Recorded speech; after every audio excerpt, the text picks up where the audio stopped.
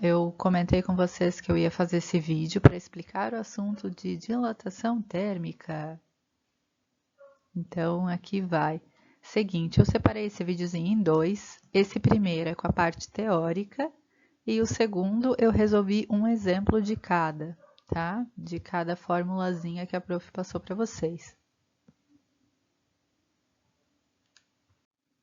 Eu espero que vocês tenham lido o material que a prof passou na semana passada para vocês. Ali tem toda a teoria bonitinha escrita. E aí, para quem não conseguiu entender lá, daí tem os videozinhos, ok? E vamos começar. Seguinte, primeiro, nós precisamos saber o que é dilatação térmica. Dilatação vem de dilatar. Dilatar é aumentar de tamanho. E por que que aumenta de tamanho? Porque térmica vem de temperatura. Então, lembra o que que é temperatura, que a prof já explicou para vocês. É o quanto que as moléculas estão agitadas. Quando eu aumento a temperatura de alguma coisa, elas se agitam ainda mais. E se elas se agitam ainda mais, elas precisam de mais espaço. E isso vai fazer com que ela aumente de tamanho. Então, dilatação térmica é o aumento de tamanho daquele objeto devido ao aumento de temperatura. Então, esquentei, ele vai aumentar de temperatura. Aí a prof trouxe alguns exemplos para vocês. O primeiro exemplo é esse que está aí na telinha, que é o exemplo de um trilho. Por que o exemplo do trilho? Pensem comigo. Quando o trem passa por ele, existe atrito entre o trilho e a roda do trem. E esse atrito faz aquecer muito esse trilho aí. Se ele esquenta, ele vai aumentar de tamanho. Então vejam aqui que tem esse espacinho entre um trilho e outro, porque são barras bem longas, né, que eles colocam ali para fazer o trajeto, e elas têm esse espaço entre. Você pode observar, tentem, se um dia vocês chegarem perto de um trilho, dá uma observada lá e vocês vão ver que todos eles têm isso, tá? Por que que tem? Porque ele vai aumentar de tamanho por causa do calor que o atrito causa, e aí ele vai precisar expandir, e se ele não tiver esse espaço, ele não tem para onde expandir, e acontece o da figura aqui de baixo. Ele vai entortar, que daí não tem esse espacinho para ele progredir, ele acaba entortando, como acontece aqui. Esse trilho é mais antigo, o pessoal que construiu ainda não tinha esse conhecimento e acabou ficando assim. Ok, próximo exemplo então. Nós temos também aqui um exemplo dos fios na rede elétrica. Por que os fios da rede elétrica precisam necessariamente estar sempre assim curvados como eles estão nessa figura? Justamente porque, a partir do momento que ele esquentar, então ele vai aumentar de tamanho. Tudo que esquenta aumenta de tamanho. Então, nesse momento, a hora que ele for aumentar de tamanho, ele vai ter a tendência a crescer para as extremidades. Então, na ponta, ele vai querer esticar. E nesse ponto onde ele estica, ele pode arrebentar se ele não estiver curvado desse jeito. Se ele já estiver esticadinho, a hora que ele aumentar de tamanho e quiser esticar mais, ele pode arrebentar. Então, você que vai fazer um técnico, vai fazer engenharia elétrica, alguma coisa, toda vez que vocês forem lidar com fios, então lembrem desse detalhezinho que tem aí da dilatação. Então, vai aumentar de tamanho, vai passar uma corrente elétrica no fiozinho lá da sua instalação da casa. Deixa ele um pouquinho curvado, deixa ele instala certinho lá com alguns cálculos para que você não tenha esse problema mais para frente. Além disso, aí aqui nós temos o exemplo de termômetros. Como é que funciona um termômetro? Você sabe como é que ele funciona? Seguinte, você tem um líquido ali dentro. Antigamente era o mercúrio, hoje em dia já se usa outros líquidos menos prejudiciais e menos caros, né? Por isso que nós temos acesso hoje a alguns termômetros bem baratinhos. Mas esse líquido que está ali dentro, ele tem que ser bem volátil, que é o que a gente chama. O que é um líquido volátil? É um líquido que ele tem uma facilidade muito grande para expandir, para aumentar de tamanho. Então, pode ser usado álcool, por exemplo, ou alguma coisa do tipo.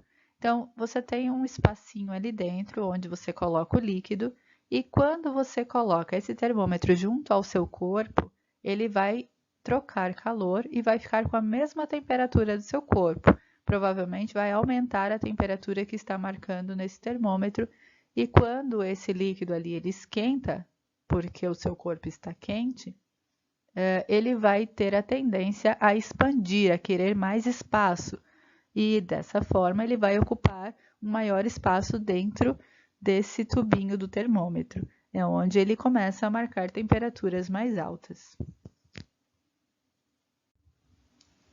Ok até então? Então, basicamente é isso que acontece ali, tá, gente? A gente tem um aumento de temperatura, aquele líquido vai expandir e vai marcar uma temperatura maior. A última slidezinho com exemplos. Então, nós temos esses dois exemplos aqui. Este primeiro, que a prof está apontando aqui, ele é o que a gente chama de anel de Gravessan. Esse anel de Gravessan nada mais é do que um anel metálico, então ele é feito de um metal, e você tem uma esfera ali, uma bolinha também de metal maciço. Quando ele está numa temperatura, aqui ele falou fria, né? Mas pode ser uma temperatura normal do nosso ambiente aqui em Joinville, né? Vamos supor aí uns 25 graus Celsius, agora já está um pouquinho mais frio. Mas quando ele está na temperatura que a gente tem aqui, ele passa, essa bolinha passa tranquilamente dentro do anel, sem problema algum. Agora, o que acontece quando eu aqueço? Eu vou esquentar essa bolinha, só a bolinha, coloca lá no fogo mesmo, deixa ela bem quente. O que vai acontecer? Tudo que esquenta aumenta de tamanho, então essa bolinha vai aumentar de tamanho. Como é que a gente sabe que ela aumentou? A gente vai tentar colocar ela dentro do anel e ela não vai passar mais. Então, esse é um experimento que prova que realmente tudo que esquenta aumenta de tamanho. Para a semana que vem, eu vou passar um linkzinho para vocês assistirem. É um senhor que ele faz esse experimento em casa e ele filmou para vocês verem como é que é. É bem legal. Nós faríamos também no laboratório do Najib Zatar, porque nós temos esse experimento lá e estava marcado para a gente usar, mas como estamos em isolamento, por enquanto nós não faremos, né? Vamos torcer para que logo a gente volte. Seguinte, além desse experimento, o último que eu queria comentar com vocês, é esse aqui à direita, que a gente chama de lâmina bimetálica. Bi de dois, então dois metais, bimetálica, ok? E aí, uma lâmina bimetálica, ela é composta por dois metais, como aparece aqui no desenho. Um em vermelho, um em amarelo, tanto faz qual é o metal, ok? Aí tem em empresas, eles usam muito, e aí cada empresa vai decidir o que é melhor para os fins que ela quer, né? Então, em que máquina que ela vai usar e tudo, você opta lá pelos metais que você quer usar. Mas o que acontece? Por que ela é usada? Justamente por quê?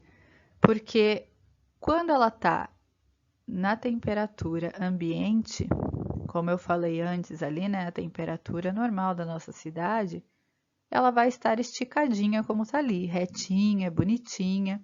E aí, normalmente, eles usam nas máquinas com as duas extremidades, as duas pontas dessa lâmina tocando na sua máquina. Então, ela está ali no meio da sua máquina, como fosse parte dela.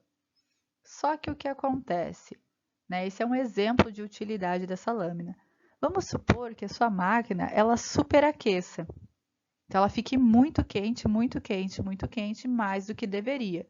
Se ela ficar quente demais, ela vai estragar. Então, como é que essa lâmina pode salvar a sua máquina? Por quê? Porque quando qualquer material esquenta, vai aumentar de tamanho. Aí essa lâmina também vai aumentar de tamanho. Só que tem um detalhezinho. Ali nós temos dois materiais diferentes grudados um no outro.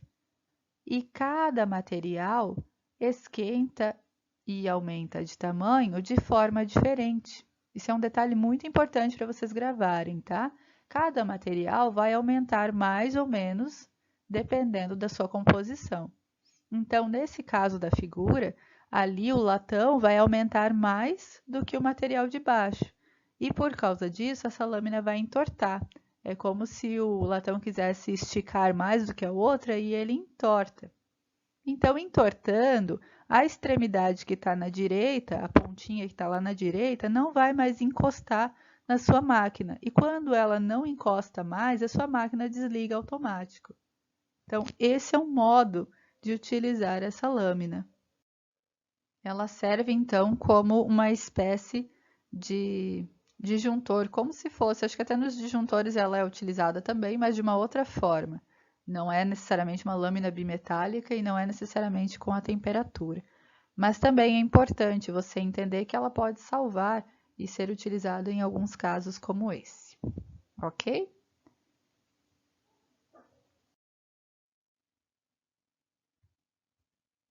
Observem então aí o videozinho, a gente coloca o fogo ali para aumentar a temperatura desse corpício que está ali. E olha, elas começam a querer agitar mais, e se elas agitam mais, elas querem mais espaço e elas vão aumentando de tamanho. Nesse caso, como é um gás, ele vai ocupar todo o espaço daquela panela de pressão que tem ali. Se for um sólido, ele pode aumentar de tamanho quanto ele quiser, porque ele vai ocupar o espaço que a gente tem aqui ao nosso redor. E se eu coloco gelo? Se eu coloco gelo, o gelo faz o contrário. Se eu esfrio aquilo, ele tende a ficar menos agitado e querer menos espaço. Aí vocês podem perceber a mudança de estado físico também, né? Aí a gente tem o estado sólido, aí o líquido e o gasoso, então, em seguida, tá? Esse videozinho é importante porque ele mostra realmente esse outro lado da história. Se a gente esfria, ele volta para o tamanho que tinha antes. A gente tem uma experiência, né? Quando tá frio no invernão, aí as coisas diminuem de tamanho, né? Fica tudo encolhidinho. Quando tá muito quente, ou por exemplo, você agita suas moléculas, como por exemplo, quando você joga futebol, você faz um exercício físico e tudo mais, você esquenta o seu corpo. E quando o seu corpo esquenta, ele aumenta de tamanho. Provavelmente, normalmente, nas extremidades. Então, você percebe que depois de uma caminhada, às vezes, a sua mão fica inchada, o seu pé fica inchado depois de um dia inteiro andando com o sapato fechado, que deixa bem aquecido. Então, isso tudo tem relação com a dilatação térmica. Beleza, gente? Espero que tenha ajudado um pouquinho vocês a entenderem o conteúdo. Qualquer coisa vocês sabem que vocês podem falar comigo, perguntem, mandem mensagem para a prof, que a prof, assim que possível, responde vocês. Tá bom? Beijinhos e assistam o próximo vídeo.